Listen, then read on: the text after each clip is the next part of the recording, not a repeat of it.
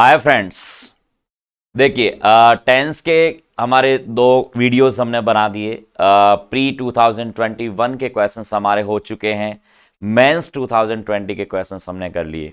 अब देखो next question चलते हैं, क्या रहेगा। देखो शुरुआत में थोड़े कम कम क्वेश्चंस ले रहे हैं ताकि आप थोड़े यूज टू हो जाओ इन क्वेश्चंस के प्रति।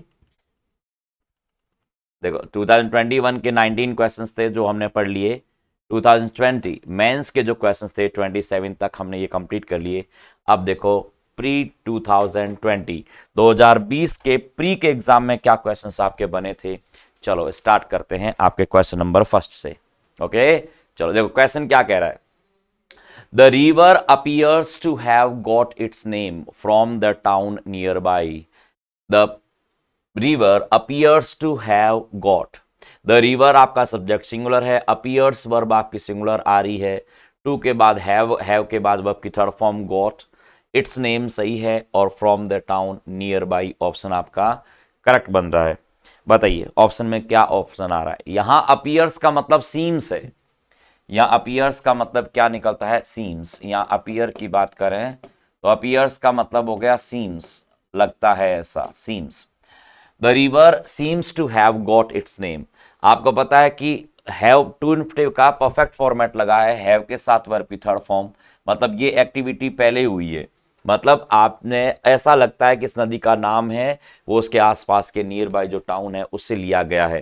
टू इन्फिनेटिव का सिंपल फॉर्मेट लिखते हैं तो वो आगे आने वाली एक्टिविटी के बारे में बताता है। टू इन्फिनेटिव का परफेक्ट फॉर्मेट लिखते हैं, इसका मतलब ये काम पहले किया गया है। तो इस नदी का जो नाम है, ऐसा लगता है इस नदी का नाम है, वो इसके नियर बाय टाउन से लिया गया है। तो टू इन्फिनेटिव का परफेक्ट फॉर्मेट भी इसने सही लिखा है, टू हैव के साथ वहां पे वर्ब की गॉट, वर्ब की थर्ड फॉर्म, गेट की सेकंड वाली फॉर्म गॉट, थर्ड फॉर्म भी गॉट की तरह ही यूज होती है, गॉटन वर्ब का इस्तेमाल नहीं होता, गॉट का यूज करते हैं। तो सेंटेंस में किसी भी तरह की कोई एरर नहीं है, सेंटेंस एरर फ्री है आपका, नो एरर।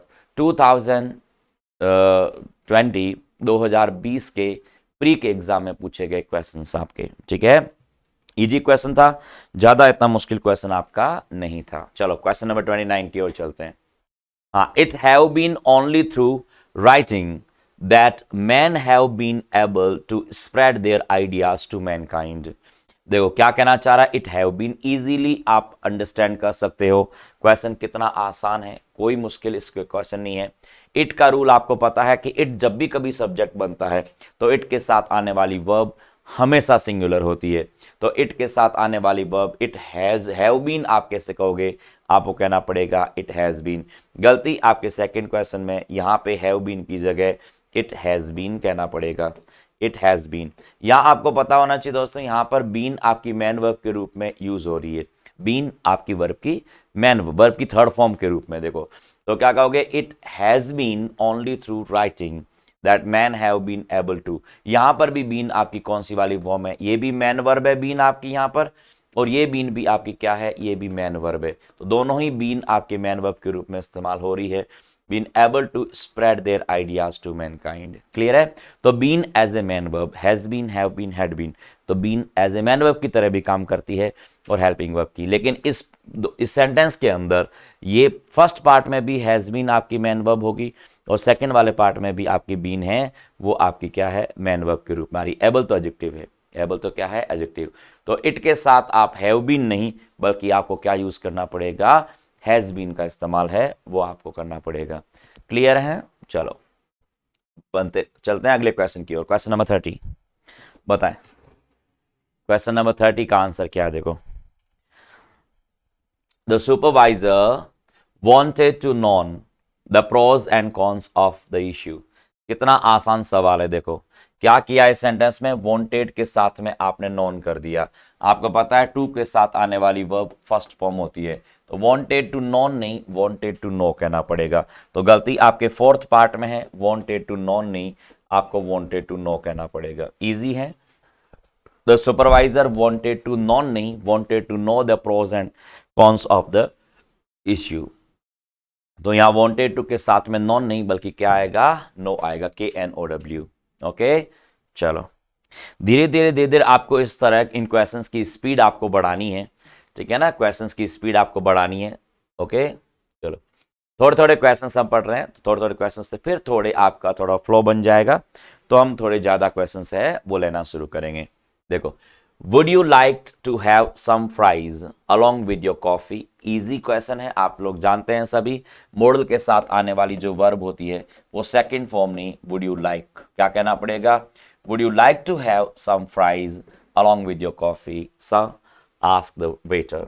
तो यहां पर लाइक गलत है, वुड के साथ आने वाली वर्ब, वुड क्या कोई भी मॉडल हो, चाहे can, could, may, might, shall, should, will, would, कोई भी मॉडल लगा दें, मॉडल के साथ आने वाली वर्ब आप लोग सभी जानते हैं कि वो वर्ब की फर्स्ट फॉर्म होती है।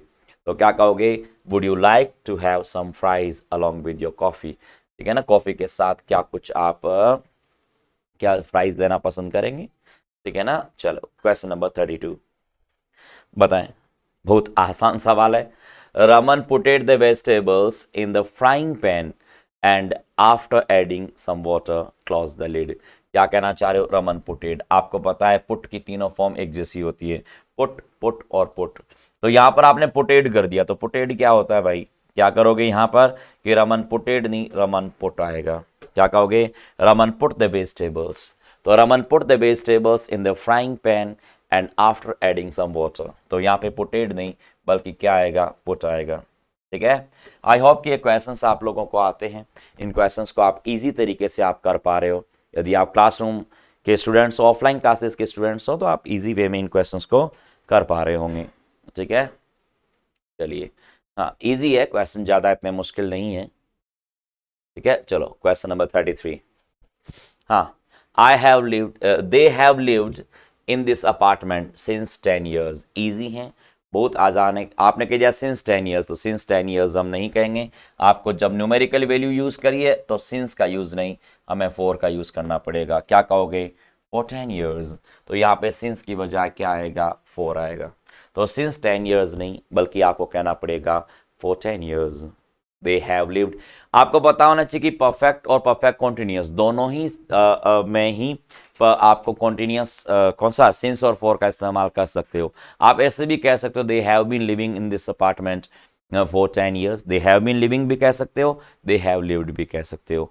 तो ऐसा आप इस तरह की गलती ना समझें, आप ये ना समझें कि फॉर 10 years यदि आपने लिखा है तो वहां पे हैव बीन लिविंग होना चाहिए, ऐसा कुछ नहीं है। परफेक्ट व परफेक्ट कॉन्टिन्यूस दोनों ही टेंस में आप फोर व सिंस का इस्तेमाल है वो कर सकते हो, कोई दिक्कत नहीं है, आप दोनों इस्तेमाल कर सकते हो। यदि आप कह रहे they have lived in this apartment, वो पिछले 10 साल से इस वाले अपार्टमेंट में रहे हैं, वो 10 साल से रह रहे हैं, तो हैव बीन लिविंग ऑप्शन में बन जाता है। चलो question number 34। The construction of the new business school is led to a sudden rise of population in our area. देखो, चार क्वेश्चन सरल आए, इस क्वेश्चन में थोड़ा सा हल्का सा आपको यहां पे सेंटेंस को थोड़ा समझना है। देखो क्या है, the construction of the new business. अब आप न्यू बिजनेस के कंस्ट्रक्शन के बारे में बात कर रहे हो, बिजनेस स्कूल, तो न्यू बिजनेस स्कूल, तो यहां पर सब्जेक्ट जो बन रहा है वो कौन सा बन रहा है, कंस्ट्रक्शन आपका सेंटेंस का सब्जेक्ट बन गया, कंस्ट्रक्शन सब्जेक्ट बन गया, और इज लेड टू लिख दिया। अब इज लेड का क्या सेंस हुआ भाई, यहां पर इज लेड, अब बी वर्ब के साथ आपने सीधा लेड लगाया, और यहाँ पे पैसिव का कोई सेंस भी नहीं है। क्या कहोगे, इज लेड नहीं, आपको कहना पड़ेगा लीड्स टू। क्या कहोगे, तो यहां गलती सी पार्ट में जा रही, इज लेड टू नहीं, आपको सिर्फ प्रेजेंट सिंपल कहना पड़ेगा लीड्स टू। सब्जेक्ट आपका सिंगुलर है, कौन सा सब्जेक्ट सिंगुलर है, यहां पर कंस्ट्रक्शन सब्जेक्ट है वो आपका सिंगुलर है। तो the construction of the new business school leads to a sudden rise of population in our area, ना कि यहां पर इज लेड टू आप कहोगे। ठीक है ना, बी वर्ब के साथ इस तरह लेड टू का कोई सेंस नहीं है।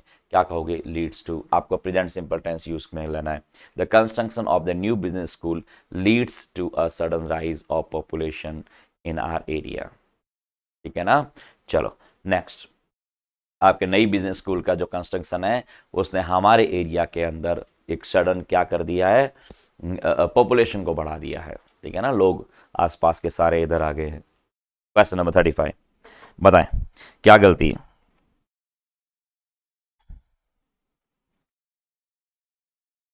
हाँ, ही विन सेवरल अकोलेट्स, अकोलेट्स पुरस्कार को कहते हैं, अकोलेट्स क्या होते हैं, पुरस्कार।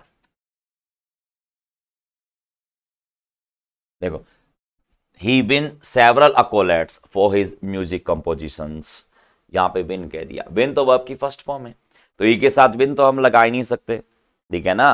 तो आप यदि प्रेजेंट टेंस की बात करें तो विंस आएगा, पास्ट टेंस की बात करें तो वॉन आएगा, WON, ठीक है ना। और सेवरल accolades की बात कर रहा है तो अकेले एक दिन की वो बहुत सारे पुरस्कार जीतता है अपने म्यूजिक इंस्ट्रूमेंट के लिए, तो आप विंस भी कह सकते हो और वॉन भी कह सकते हो। तो कौन सा ऑप्शन आएगा यहां पर, आपका विन गलत है, आपको कहना पड़ेगा ही वॉन। वॉन भी कह सकते हो और आप विंस भी लगा सकते हो, ठीक है ना। बहुत सारे अकोलेट्स है, वो जीतता है अपने म्यूजिक कंपोजिशंस के लिए, वो बहुत सारे अवार्ड जीतता है। डेली का काम कहना चाह रहे विंस हो जाएगा, अन्यथा वोन हो जाएगा। दोनों ऑप्शन साथ में कभी आएंगे नहीं, और यदि मान लो दोनों ऑप्शन साथ में है तो हमें डन एक्शन वन कहना पड़ेगा, सेकंड फॉर्म है वो आपकी प्रायोरिटी पे जाती है, ठीक है ना। हालांकि दोनों इस ऑप्शन में सही बैठते हैं, दोनों साथ में आने पर सेकंड फॉर्म को हमें प्रायोरिटी पे रखना पड़ेगा, क्योंकि ये ऐसी चीज है जो डेली के अर्थ में नहीं, बल्कि म्यूजिक कंपोजिशन एक जो पर्टिकुलर आपने लिखा है उसके लिए आपने ऐसे बहुत सारे पुरस्कार जीते थे, ठीक है ना। चलिए, तो यहाँ पे गलती कौन सा है, विन आपका यहाँ पे गलत जा रहा है। चलिए question number 36, Ranbir could not went to the award ceremony as he was busy shooting for a film in Maldives. देखो यहाँ पे एक चीज समझें, कुड नॉट और वेंट मॉडल के साथ आप सेकंड फॉर्म कैसे लगा रहे हो, गलती पहले पार्ट में ही है। मॉडल कोई भी हो उसके साथ आने वाली वर्ब हमेशा फर्स्ट फॉर्म होती है। तो मॉडल चाहे can, could, may, might, shall, should, will, would, कोई भी मॉडल आप यूज करिए, उसके बाद आपको फर्स्ट फॉर्म लगानी है। यहाँ एक चीज और सीखने को मिलती है दोस्तों, देखो क्या लिखा हुआ है सेंटेंस के अंदर, यहाँ पर वर्ब आपकी बीजी लगा रखे, कौन सी एडजेक्टिव कौन सा है, बीजी। और बीजी एक एडजेक्टिव होता है, बीजी के बाद आने वाली वर्ब हमेशा जिरंड होती है, ये बात ध्यान रखना। बीजी अपने बाद वर्ब जिरंड लेता है। बीजी के बाद इन प्रपोजिशन आप लगा भी सकते हैं और हटा भी सकते हैं, ऑप्शनल है इन। बीजी इन शूटिंग भी कह सकते हो और बीजी शूटिंग भी कह सकते हो, कोई प्रॉब्लम नहीं है। बीजी के बाद आने वाली वर्ब जिरंड होती है। क्यों होती है जिरंड, क्योंकि बीजी का मतलब है ऐसी कोई एक्टिविटी जो पहले से चल रही होती है, उसके बारे में कहते हो तो फिर आपको जिरंड लगानी पड़ती है। हम बीजी का मतलब आप काम जो चल रहा है उसमें बिजी हो, तो आई एम बिजी शूटिंग, क्या कहोगे, busy shooting for a film इन मालदीव्स, ठीक है। चलो अगले क्वेश्चन की ओर चलते हैं, क्वेश्चन नंबर 37। इजी है ना, बहुत आसान है, इतने मुश्किल नहीं है। जो क्वेश्चंस आपके बन रहे हैं पिछले 2-3 सालों में जो क्वेश्चंस बने हैं, इंग्लिश का लेवल थोड़ा सरल किया है, थोड़ा इतना मुश्किल नहीं, इजी पैटर्न आपको दे रहा है एग्जाम में। चलो question number 37, modern science have broken many myths about our food and diet. Myths देखो काउंटेबल नाउन होती है, मिथ का मिथ्स कह सकते हो, उसमें कोई प्रॉब्लम नहीं है, मैनी मिथ्स कहो कोई दिक्कत नहीं है। लेकिन मॉडर्न साइंस आपका सब्जेक्ट लगा रखा है, तो प्लूरल आपकी वर्ब कैसे आएगी, गलती कौन से पार्ट में है, डी पार्ट में। यहाँ पे हैव थोड़ी कहोगे, आपको कहना पड़ेगा हैज, तो यहाँ हैव गलत है। तो मॉडर्न साइंस हैव की जगह क्या आएगा, has broken many myths about our food and diet. यहाँ सब्जेक्ट जो बना रहे हो आप मॉडर्न साइंस, ये सब्जेक्ट आपका कैसा है, सिंगुलर सब्जेक्ट है, ठीक है। तो यदि किसी सेंटेंस का सब्जेक्ट आपका सिंगुलर है तो वर्ब भी आपको कैसी लेनी पड़ेगी, सिंगुलर सब्जेक्ट वर्ब है वो आपको लेनी पड़ेगी, ठीक है ना। टेंस के टॉपिक के अंदर दोस्तों जो वर्ब वाला पैटर्न है ना, उसको बहुत अच्छी तरीके से पढ़ना है आपको। वर्ब कॉम्बिनेशन क्या है क्या नहीं, उसको बहुत अच्छी तरीके से पढ़ो, 2 बार 3 बार 4 बार आप पढ़िए, ठीक है ना। इसकी पीडीएफ में आपको टेलीग्राम चैनल पर है, जो लिंक दिया गया है उसको आप ओपन करिए, तो उसके अंदर है, वो आपको टेलीग्राम पे सारी चीजें हैं वो आपको दे रखी है, क्लियर है ना। चलिए ओके, अगले क्वेश्चन की ओर चलते हैं। Question number 38, I never miss a cricket match as I am fond of cricket from childhood. आप कह रहे मैं कभी भी क्रिकेट मैच को मिस नहीं करता, as I am fond of cricket from childhood. यहाँ सेंटेंस में क्या कर दिया, फ्रॉम चाइल्डहुड कर दिया, और इसमें क्या होना चाहिए, फ्रॉम चाइल्डहुड नहीं, आपको कहना पड़ेगा सिंस चाइल्डहुड, ठीक है ना। ये हमने क्लासरूम में भी इन चीज़ों को डिस्कस किया था। हालांकि सिंस चाइल्डहुड है वो करेक्ट वर्ड, फ्रॉम चाइल्डहुड भी करेक्ट होता है, लेकिन एसएससी ने अपने पैटर्न और अपने आंसर की में फ्रॉम चाइल्डहुड की बजाय सिंस चाइल्डहुड को ही सही माना है। आपको भी सिंस चाइल्डहुड ही सही मानना है, आगे जब भी कोई भी क्वेश्चन आता है चाइल्डहुड आपको सिंस ही यूज करना है, ओके। तो I never miss a cricket match as I am fond of cricket since childhood, ठीक है ना। मैं कभी भी किसी भी मैच को मिस नहीं करता। हालांकि इस सेंटेंस में होना ये चाहिए था, I never miss any cricket match, ठीक है ना, ये एनी आर्टिकल ए की जगह एनी होना चाहिए था तो अप्रोप्रिएट बैठता है यहाँ पर, लेकिन ठीक है, क्रिकेट मैच भी इसने सही लिखा है। एग्जाम कहीं ना कहीं एनी की जगह पर ए का इस्तेमाल है वो किया जा सकता है, तो उस अर्थ में ये यहाँ पे कहीं ना कहीं बैठ रहा है सही। बाकी करेक्ट सेंटेंस होना ये चाहिए था, I never miss any cricket match as I am fond of cricket since childhood. ठीक है ना, चलो अगले क्वेश्चन की ओर चलते हैं। Question number 39, the balloon flew up as soon as the man cutting the string. देखो यहां इस सेंटेंस को समझना, the balloon flew up fly की आपकी सेकंड वाली फॉर्म लिखी है फ्लू अप, इसमें कोई प्रॉब्लम नहीं है। एज सुन एज जैसे ही the man cut the string, अब यहां पे पास्ट टेंस है तो आपको पास्ट टेंस लगाना पड़ेगा। The man cutting the string का तो कोई सेंस ही नहीं बना, या आप द मैन कटिंग का मतलब है ये तो जिरंड आपने लगाई यहाँ पर, और जिरंड का यहाँ पे कोई सेंस ही नहीं है। अब कट की सेकंड वाली फॉर्म कौन सी होती है, कट, कट और कट तीनों फॉर्म एक जैसी होती है, तो द मैन कटिंग नहीं बल्कि मैन कट द स्ट्रिंग। क्या कहोगे, कट वर्ब की कौन सी वाली फॉर्म आएगी, आपकी सेकंड वाली फॉर्म। अब तीनों एक जैसी लगती है, cut singular form, present simple है तो कट्स करना पड़ेगा, पास्ट का सिंपल है तो कट आएगा। तो क्या कहोगे, the balloon flew up as soon as the man cut the string. ठीक है ना, जैसे ही उस व्यक्ति ने क्या किया, धागे को काटा, बलून है वो ऊपर की ओर उड़ गया। ठीक है ना, चलिए इजी है। ओके चलो अगले क्वेश्चन की ओर चलते हैं। Question number 40, all those students who are participating in the play have been notified to stay back for rehearsal after 3 PM। देखो यहां एक चीज देखो समझे, हैव बीन नोटिफाई कर दिया आपने इसमें। हैव बीन नोटिफाई का तो क्या मतलब हुआ, हैज बीन, हैव बीन और हैड बीन के साथ में वर्ब की फर्स्ट फॉर्म कैसे लगाओगे। यदि हैज बीन, हैव बीन और हैड बीन के साथ या तो हमें नोटिफाइंग करना पड़ेगा, वर्ब की आईएनजी वाली फॉर्म करनी पड़ेगी, और या इसको पैसिव वॉइस पढ़ना पड़ेगा आपको, नोटिफाइड। तो आप ये कहना चाह रहे हैं कि ऑल दोज स्टूडेंट्स, वे सभी students who are participating in the play, जो उस प्ले के अंदर पार्टिसिपेट करने वाले हैं, हैव बीन नोटिफाइंग, वो नोटिफाई करेंगे, किसको नोटिफाई करेंगे, to stay back for rehearsal. ऐसा नहीं कहना चाह रहे हो आप, ये कहना चाह रहे हो वे सारे स्टूडेंट्स जो पार्टिसिपेट कर रहे हैं इस प्ले के अंदर, उन सबको नोटिफाई कर दिया गया है, मतलब उन्हें बता दिया गया है। तो सेंटेंस होना चाहिए आपका पैसिव वॉइस में, नोटिफाई का जो असर है वो आपके स्टूडेंट्स के ऊपर पड़ना चाहिए। तो सेंटेंस क्या होगा, पैसिव वॉइस में होगा, और हैव बीन नोटिफाइड होगा। क्या होगा, हैव बीन नोटिफाइड। तो हैव बीन नोटिफाइड का मतलब है कि उन्हें नोटिफाई कर दिया गया है, उन्हें इसके बारे में बता दिया गया है। तो सारे स्टूडेंट्स जो इस प्ले में पार्टिसिपेट कर रहे हैं उन सबको ये नोटिफाई कर दिया गया है कि वो रिहर्सल के लिए रुक जाएं, ठीक है ना, 3 बजे के बाद। ठीक है, तो यहाँ पे क्या कर दिया आपने, नोटिफाइड, ना कि नोटिफाइंग। ठीक है ना, आप ऐसा न समझें यहाँ पर कि यहाँ पे हैव बीन आप कह रहे हो तो हैव बीन के साथ नोटिफाइंग कर दें।